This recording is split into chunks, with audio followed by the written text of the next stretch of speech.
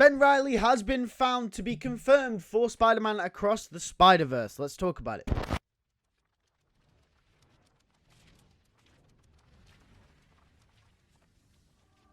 Yo, what is going on, you guys? Welcome back to a brand new video. In today's video, we're going to be talking more Spider-Man Across the Spider-Verse in a relatively shorter video because this is just a very slim piece of news today. But if you are new around here and enjoy all types of Spider-Man news, where we cover everything from the games and movies and the shows and keep you up to date with everything Spider-Man, make sure you subscribe. I'd really appreciate it. Also, you can stay in the loop with all types of Spider-Man stuff. And also, if you want awesome No Way Home t-shirts and the Blu-rays, I'll leave a link in the description down below where you can get yours today. But with that being said, let's get straight into the news. So Ben Reilly has been confirmed for Spider-Man Across the Spider-Verse. Another Spider-Man character that everyone knows and loves from the comic books will be appearing in this film. As you can see on screen at this moment in time, this is a picture of a game of Trouble that has been based off Spider-Man Across the Spider-Verse. And as you can see right in the background, just above the spot, is Ben Reilly. Obviously alongside Spider-Man 2099, Spider-Gwen, and then Miles subsequently to the right of them as well. But what I think is more interesting about this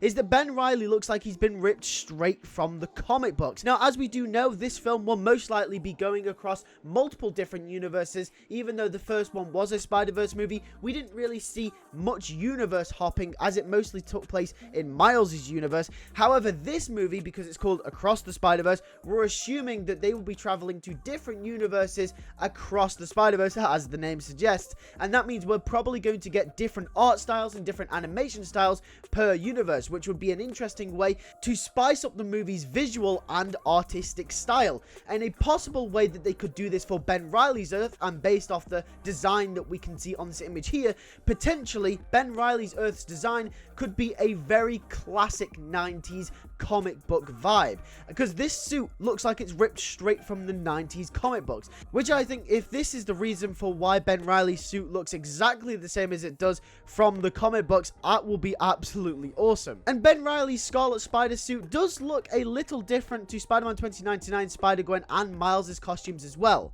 The shading on the suit looks a little more detailed and a little bit more rougher and sharper at the same time. And although it doesn't look too out of place, it does clearly look a little different than the other suits in terms of artistic style. So potentially what I said about them universe hopping and then stumbling on a very 90s retro style comic book universe where Ben Reilly is the main Spider-Man could maybe be true. But obviously that is all speculation at this point in time. That is just my theory to why he looks like he's ripped straight from the comic books. At the end of the day, I'm not really bothered how or why we get this suit. I'm just glad that we've got this design, because the original classic Scarlet Spider design from the comic books is one of my all-time favorite designs from Spider-Man comics ever. I really love this suit, and I'm so glad they haven't changed it up in any drastic way that makes it look any different. I'm really glad they stuck with the original design because it just looked absolutely awesome. But that is it for the Scarlet Spider Ben Reilly costume. But what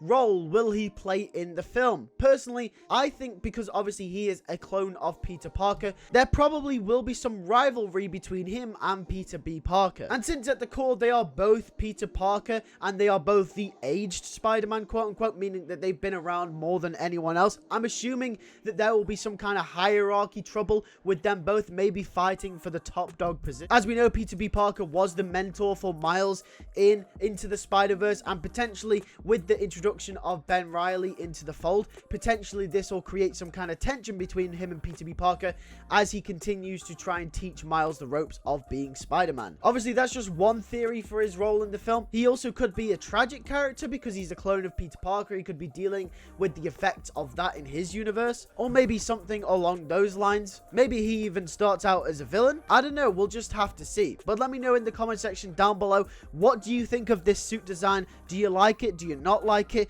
And are you excited to see him in Spider-Man Across the Spider-Verse? I know I am. With that being said, make sure to stay vigilant, guys, because we're getting a lot of merch drops from Spider-Man Across the Spider-Verse at this moment in time. I think I've made 3 or 4 videos now on the merch drops that have come out about this movie, because they're revealing so much information that we just don't have yet, including Spider-Punk and Cyborg Spider-Woman and now Ben Reilly. We're just getting loads of different characters that are being confirmed through these merch drops. So make sure to stay subscribed because I'm going to be giving you all the news on here as soon as it drops. And also, if you want awesome No Way Home t-shirts and the Blu-rays, like I said at the start of the video, then make sure to click the link in the description down below. You can get yours today. And with that being said, like I did say, make sure to subscribe, and I'll see you guys in the next one. Take care and peace.